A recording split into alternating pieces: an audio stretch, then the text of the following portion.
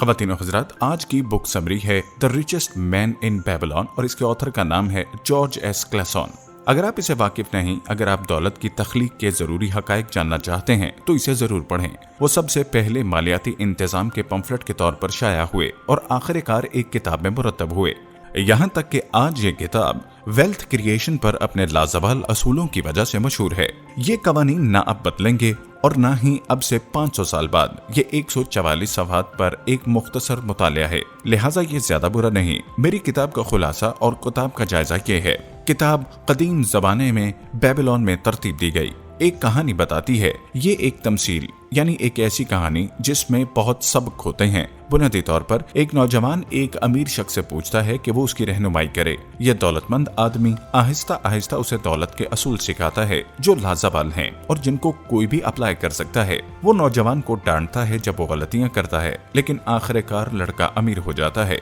इस किताब का सबसे पहला सबक है पे योरसेल्फ फर्स्ट। मुझे दौलतमंद बनने का रास्ता उस वक्त मिला जब मैंने ये फैसला किया कि जो कुछ मैंने कमाया उसका एक हिस्सा मुझे सेव रखना है, और इसी तरह आप भी करें। लेकिन जो कुछ मैं कमाता हूँ वो मेरा है, जो मुझे सेव रखना है। क्या आप कपड़े बनाने वाले को अदायगी नहीं करते? क्या आप संदल बनाने वाले को अदायगी नहीं करते? क्या आप उन चीजों की अदायगी नहीं करते जो आप खाते हो? आपके पास पिछले महीने की अपनी कमाई दिखाने के लिए क्या है, या पिछले साल के लिए क्या है? आप अपने आप के सिवा सबको पे करते हैं। किताब में यह मशवरा दिया जाता है कि एक बार जब आप अपनी तनख्वाह हासिल करें, किसी दूसरे अखराजात से पहले इस रकम का 10वां हिस्सा खुद को अदा करें। इस तरह आप ये यकीनी बनाते हैं कि दूसरों की गुलामी करने से पहले आप हमेशा अपने लिए पैसा कमाते हैं। जब आप अपने आप को पहले पे करते हैं तो आप कोई दूसरा खर्च करने से पहले खुद को पे करते हैं। दूसरे अल्फाज में आप अपनी लॉन्ग टर्म फाइनेंशियल वेलबींग को तरजीह दे रहे हैं।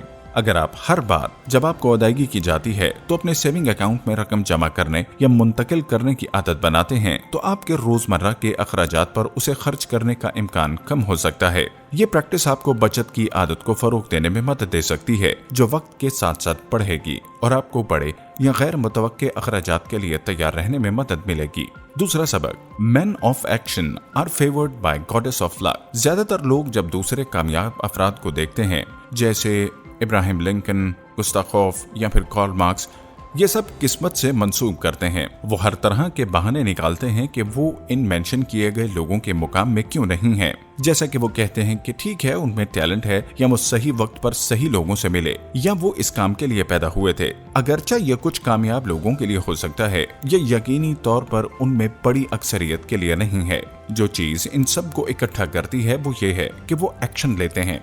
ताखीर करने वाले और अमल करने वाले को अपॉर्चुनिटीज का सामना होता है। आइए आसानी के लिए कहते हैं कि उन्हें एक जितने ही मौके का सामना होता है।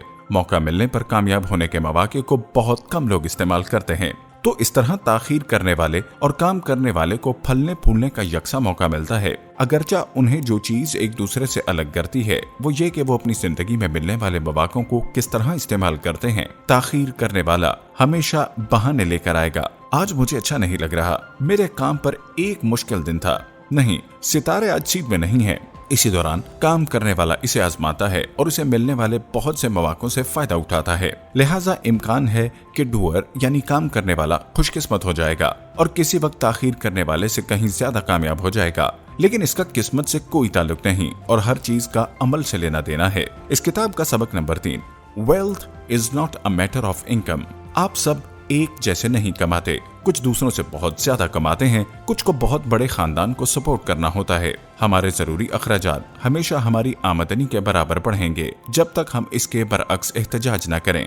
मैं बहुत सारे ज़हीन लोगों को जानता हूं जो अच्छे पैसे कमाते हैं, इसके बावजूद उनके बैंक अकाउंट में दिखाने के लिए कुछ नहीं है। जब भी उन्हें तनख्वाह में इजाफा होता है वो इसी मिकदार से अपने अखराजात में इजाफा करते हैं। अगर आप बहुत कमाते हैं लेकिन बहुत ज्यादा खर्च भी करते हैं, खास तौर पर इन चीजों पर जिनकी आपको कोई खास जरूरत नहीं होती, तो आप दौलत जमा नहीं करेंगे। अगर आप नाकस सरमायाकारी करते हैं तो आप दौलत जमा नहीं करेंगे। अगर आपको बदकिस्मती का सामना करना पड़ता है तो आप दौलत जमा नहीं कर सकेंगे। آپ کی آمدنی ایک हौज से बहने वाले पानी की तरह है। आपकी आमदनी जितनी ज्यादा होगी, पानी का बहाव उतना ही ज्यादा होगा। लेकिन वेल्थ, खालिस मालियत एक बाल्टी की तरह है जिसे आप पानी से भर रहे हैं। अगर आपके पास तेज बहाव वाली नली है लेकिन आप बाल्टी को भरने के बजाय जमीन पर पानी बहा रहे हैं तो आप उसे जल्दी नहीं भरेंगे। दूसरी तरफ अगर आप मोहतात रहें और अपना वक्त निकालें तो पानी का एक वीक फ्लो भी बाल्टी को भर सकता है।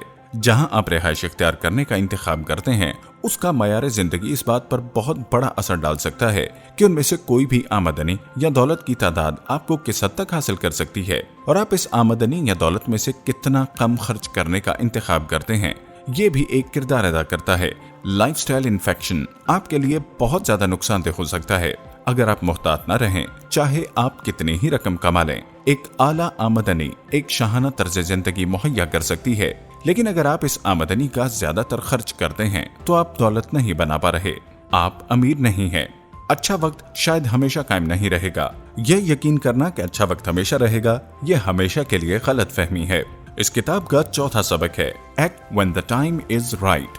अगर आपने मुकम्मल एनालिसिस किया है और अपने दोस्तों और खानदान वालों से अपनी रिसर्च में महकमाना कोताहियों के बारे में पूछा है तो इस पर अमल करने से मत डरें। अजीम मौके नायाब होते हैं और उन्हें कभी गंवाना नहीं चाहिए। पर्सनल फाइनेंस और सरमायाकारी के लिए बाज़ औक़ात ऐसे मौके का मतलब यह होता है कि आपको अपने अखराजात को मामूल से थोड़ा ज्यादा कम करना चाहिए। मिसाल के तौर पे मालियाती बहरान के दौरान और स्टॉक मार्केट 2008 और 9 में ऐसे मौके सामने आए। इन लोगों के लिए जो इस दौरान अपनी बचत और सरमायाकारी को बढ़ाने के लिए तैयार थे, बहुत ज्यादा मुनाफा आने वाला था। पांचवां सबक, the power of passive income. एक बार जब आप असूल नंबर 1 के तहत अमल करना शुरू कर दें, भले खुद को अदायगी करें, वक्त के साथ आपके पास बहुत ज्यादा नकद रकम जमा हो जाएगी। अगरचा आपको ये खुद ही अच्छा महसूस होने लगेगा, हत्ता कि इससे भी बेहतर कुछ आने वाला है। जितनी जल्दी हो सके आपको अपनी मेहनत की कमाई को काम पर लगाना शुरू कर देना चाहिए। पैसे के बारे में अच्छी बात यह है कि आपके बरअक्स इसे कभी आराम नहीं करना पड़ता। आपके पैसे आपके काम आएंगे जब आप क्लास में जाएंगे, जब आप जिम में हैंग आउट करेंगे, यहाँ तक कि जब आप सो रहे होंगे, जो जदीद दौर की स्लेवरी है। और सबसे अच्छी बात यह है कि यह 100% कानूनी है। ये वही है जिसे लोग पैसिव इनकम के तौर पर हवाला देते हैं। अगर आप अपने गुलामों को रखने का फैसला करते हैं तो वो अफजाइश नस्ल करेंगे, यहाँ तक कि बच्चे भी आखिरकार अफजाइश पाएंगे। इससे आपके पैसे में तेजी से इजाफा होगा। पैसे के बारे में अच्छी बात यह है कि वो वक्त के साथ साथ बढ़ता है और वक्त के साथ साथ पैसा कमाना आसान और मजीद आसान होता चला जाता है। ख़वातीन और हज़रात, हमारी आज की बुक समरी यहीं तक है। इंशाअल्लाह मजीद बुक समरीज देखते रहने के लिए हमारे चैनल को लाइक और सब्सक्राइब करना हरगिज़ मत भूलिएगा।